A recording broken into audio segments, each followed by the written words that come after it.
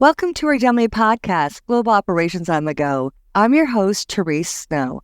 Today, our guest is Dominique Galmel, DELMIA Fabrication Roles Portfolio Director. Welcome, Dominique. Hello, Therese. I'm really glad to be there explaining about the DELMIA machining. Absolutely. So glad that you can make it today. So, Dominique, before we get started, why don't you tell our listeners a little bit about yourself? Okay. I'm quite a long time Dassault Systèmes employee, something like 20 years experience over there. Before that, I worked for a small software company in the CAM domain already. So I joined Dassault Systèmes as the solution manager for fabrication process engineering, and then I moved for a while to the industrial equipment industry, taking care of machines of all kinds. And now back to DELMIA for the fabrication roles, portfolio director in charge of the machining and additive portfolio. That sounds fantastic. So sounds like we're going to have so much to discuss today. You're an expert in that field. So I think that the best way to go forward in this discussion is to have you explain the Dassault System solution for CAM and fabrication in general.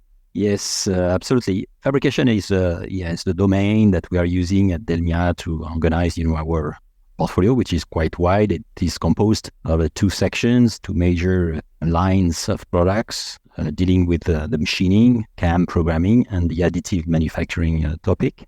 Machining is quite the complete wide solution. We do milling, we do turning, we do mill turn, we do milling also with a robot, which is becoming really important for the industry.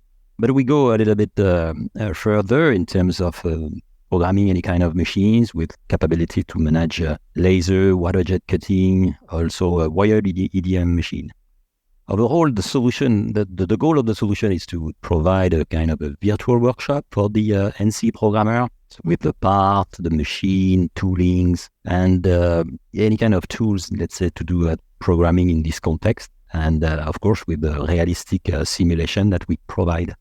In addition, we need to generate NC code, and we also provide post-processing capabilities in the machining portfolio. Solution relies on our 3D Experience platform, which is a collaborative environment enabling a very nice collaboration as well as safety and security for the data. So that's for the machining part. For the additive manufacturing, we have started 3 years ago now, historically to cover metal part production with powder bed techniques or technology that we are covering. But now we are also covering some new processes, especially to produce polymer parts. In addition, we have also capability for material deposition. And that's as those applications for additive or machining are relying on the same infrastructure. This is our platform to provide our customers common environment to develop products or to program parts. Those different capability that we are fully compatible, so we can mix within a single process, additive, machining, wire EDM, and all that kind of technology we are covering. More or less, this is what we are doing for the machining portfolio theories. No, absolutely. Sounds really fascinating, Dominique. Explain a little bit, what is Dassault Systèmes' vision for the CAM market evolution? Yes, the vision. Today, what we're seeing, especially in the CAM market, which is becoming quite a mature environment, we see, especially in Western countries, most of the people that have the knowledge are retiring. So it's an issue for those companies to be sure that the next generation of people will be able to produce parts as efficient as it was in the past. So we'll come back later in the discussion, I think, on the optimization, but this is a really important topic for us to enable the management of knowledgeware, to help those users, those new users, let's say, to continue to program as efficiently as the previous generation was doing. And in parallel to that, we'll also work on the automation and in also simplification of the user interface to be sure that those new users will be able to work as efficient as they can in this complex environment. And also the way users are now expecting, software to work is a little bit different. We are all used to use our own phone device or all that kind of media, modern media, and our application should also follow this trend, allowing any kind of users to be efficient. So in the future also, we believe that having artificial intelligence embedded into our application will allow us to provide advice, let's say, to do some kind of a generative programming for those users, based also on the knowledge that experts will have put into the system. And this is really where we want to go in this vision of the CAM market. I think those are really good points and an excellent vision. AI, I think, is really taking over so many areas. So happy to see that this is a part of that.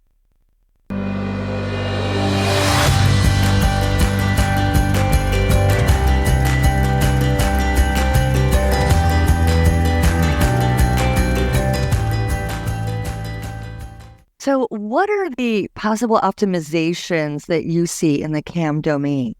Well, this is really important to have it in mind. There is different ways of declining this optimization.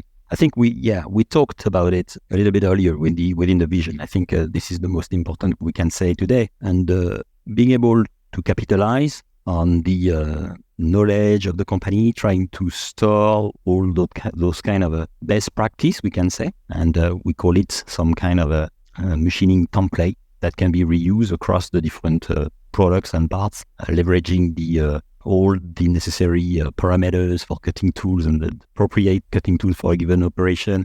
So that's will really optimize at the end the result on the machine, stabilizing, let's say, the different programs, whatever the programmer will be. As you know, we talked about it. There is a challenge on this population which is retiring. So this is really important that we can reuse this knowledgeware to optimize, the creation of the toolpath. Then it's not the only point. We need also to optimize on the machine. This is really, really important. And to do that, we are working really close with the cutting tool makers, trying to increase, the capability of our toolpath to be more compatible, let's say, with the performance of the cutting tools. Developing eventually some specific toolpaths, like in turning application, for example, with some leaders in terms of cutting tool vendors. So that's the second aspect, really optimize on the machine, because at the end, the cost for production will be on the machine itself, with the reduction of the machining time that we can expect. Well, that sounds really interesting, Dominique. Some very good points you made, and the vision optimization was very clear. So thank you so much for taking the time to speak with me today. Yes, I hope our audience will be happy to listen to us. And of course, if there's more question that needs to be taken, I'm here, to answer whatever the channel. Absolutely. And for our listeners' sake, I will go ahead and be putting some information at the bottom of this podcast. So should they have any questions, they'll have a way to contact us. So thank you to our listeners for tuning in. I'm your host, Therese Snow, and you've been listening to DELMIA's podcast, Global Operations on the Go.